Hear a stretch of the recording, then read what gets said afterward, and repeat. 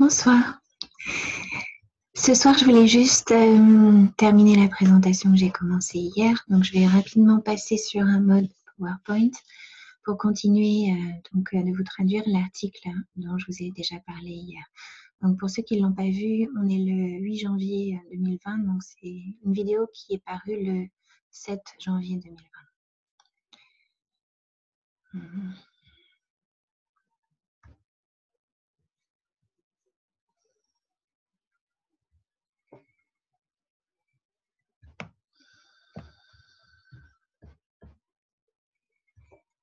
Alors, je ne vais pas la prendre au début cette fois.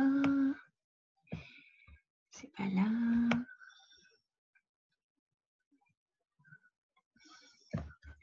Donc, pour le récap, donc hier,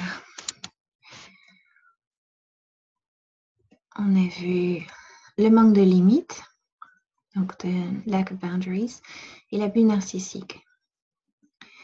Donc aujourd'hui, je vais commencer avec la honte toxique. Voilà. Donc comme hier, je vais juste vous le lire et faire des commentaires au fil de la lecture, sachant que c'est vraiment une traduction littérale que j'ai faite d'un article, dont je vais vous mettre le lien dans les commentaires, dans la description de la vidéo. Donc la honte toxique, la fille se sent rarement, si jamais ça lui arrive, acceptée juste pour elle-même, pour qui elle est elle-même. Elle doit choisir entre se sacrifier et perdre l'amour de sa mère. Un schéma de déni d'elle-même et d'adaptation qui est rejoué par la suite dans ses relations adultes. On parle alors de codépendance. La codépendance, j'ai fait déjà une ou plusieurs vidéos à ce sujet-là. Son soi réel est rejeté, en premier par sa mère, puis par elle-même. La conséquence de cela, c'est la honte internalisée, basée sur la croyance que son soi réel n'est pas digne d'être aimé. Comment pourrait-elle être digne d'amour quand sa propre mère ne l'aime pas ni ne l'accepte? Les enfants sont censés aimer leur mère et vice-versa. La honte de la fille est composée de colère et de haine envers sa mère. Des émotions qu'elle ne peut pas comprendre. Elle ne comprend pas. Elle n'est pas en capacité de comprendre ces émotions-là. Et la fille pense que c'est une preuve supplémentaire du fait qu'elle est mauvaise. La fille pense ça d'elle-même. Et que les critiques de sa mère sont justifiées.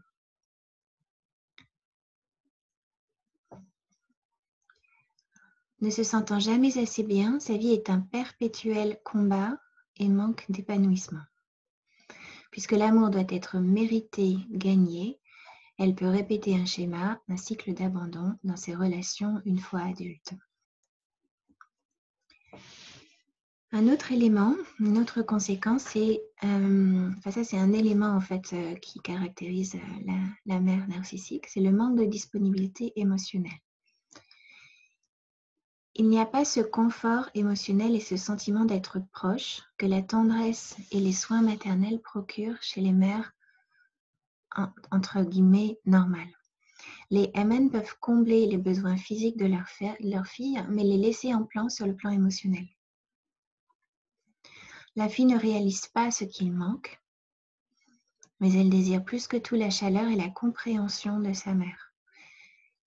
Et tout ça, elle ne peut l'expérimenter qu'avec des amis ou des membres de la famille. Enfin, elle peut l'expérimenter de cette manière-là, ou alors elle peut être témoin en voyant d'autres mères avec leurs filles.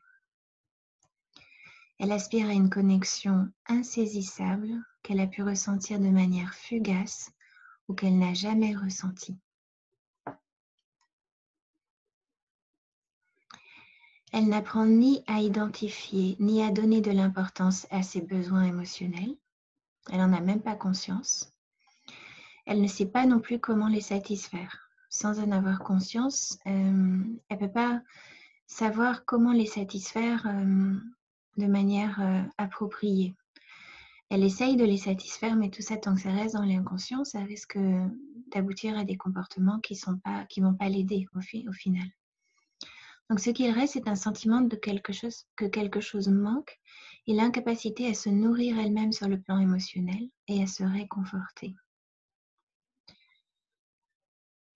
Elle peut chercher à combler cela dans d'autres relations, mais souvent le schéma pattern de l'indisponibilité émotionnelle est répété. C'est-à-dire qu'on peut rencontrer quelqu'un qui semble être une bonne personne et, et de manière assez étrange finalement, quand on n'a pas conscience de ce processus, en fait, cette personne va toujours finalement se trouver non disponible émotionnellement, pour une raison ou pour une autre. Le contrôle, ça c'est un autre élément chez la mère narcissique. Les parents qui ont un trouble de la personnalité narcissique sont comme myopes. Le monde tourne autour d'eux. Ils contrôlent et manipulent les besoins de leurs enfants, leurs émotions et leurs choix quand ils le peuvent. Ils considèrent comme un affront personnel méritant punition quand ils ne le peuvent pas. La façon d'éduquer leurs enfants, c'est souvent « c'est comme ça et c'est pas autrement ». En anglais, l'expression que j'ai traduite ainsi, c'est my way or the highway. Le fait d'être très autocentré chez une mère peut l'amener à ne se focaliser que sur elle-même et sur ses fils et négliger ou priver ses filles de ce dont elles auraient besoin. D'autres mères veulent que leur fille soit la meilleure et donnent la meilleure des images selon elles, donc selon la mère, selon les mères, mais en s'appliquant à cela, elles les paralysent à force de critique et de contrôle. Donc le fait qu'elle les paralyse, d'ailleurs, ça peut aboutir à des inhibitions. Ça crée énormément d'anxiété. Et souvent, une fois arrivées à l'âge adulte, les femmes se demandent mais pourquoi est-ce que je vis une telle anxiété? Pourquoi est-ce que je n'arrive pas à me réaliser, à faire les choses que j'ai besoin de faire ou que j'ai envie de faire? Je continue, de telles mères tentent de vivre à travers leurs filles qu'elles voient comme une extension d'elles-mêmes. Elles veulent qu'elles s'habillent et se comportent comme elles le font. Elles veulent que leur fille choisisse ses petits amis, ses centres d'intérêt et son travail en fonction de ce qu'elle choisirait, elle. Pour leur bien, elles peuvent interdire ou critiquer tout ce que leur fille veut et tout ce à quoi leur fille s'intéresse. Elles mettent en péril la capacité de leur fille à penser pour elle-même, à savoir ce qu'elles veulent, ce que la fille veut, à savoir ce qu'elle veut, à choisir pour elle-même et à suivre sa voie, sa propre voie. L'attention qu'elles portent à leur fille est empreinte de jalousie et elles attendent reconnaissance et obéissance. Dans leurs relations adultes, ces filles sont souvent dans des relations dans lesquelles elles sont contrôlées, je rajouterais manipulées, ou bien elles rentrent dans des rapports de force qui ne sont pas nécessaires.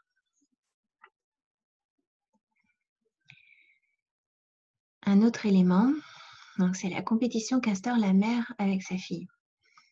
La croyance que la mère est la plus juste de toutes, c'est-à-dire qu'elle a toujours raison, la plus parfaite de toutes, ou la peur de ne pas l'être, motive les mères narcissiques non seulement à critiquer leur fille, mais également à entrer en compétition avec elles pour l'amour de leur mari et de leur fils.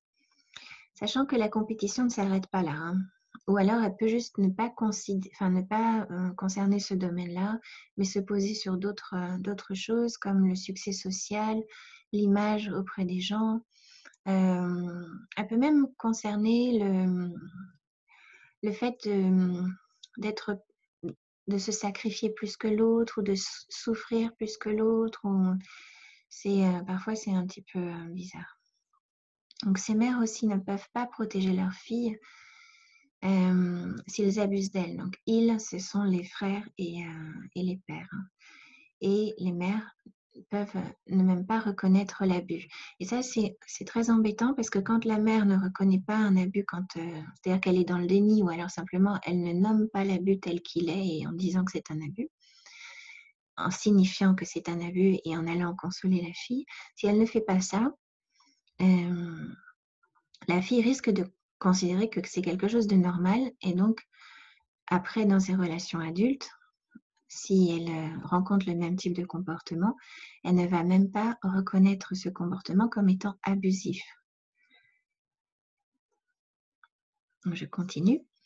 Elles peuvent restreindre la possibilité d'avoir des petits amis ou bien les dénigrer parce qu'ils ne sont pas assez bien. Ça, c'est typique. Et cependant, elles peuvent quand même tenter de gagner l'attention de leurs petits amis et même de les draguer. Et ça, c'est des témoignages comme ça, on en a pas mal. Je trouve ça...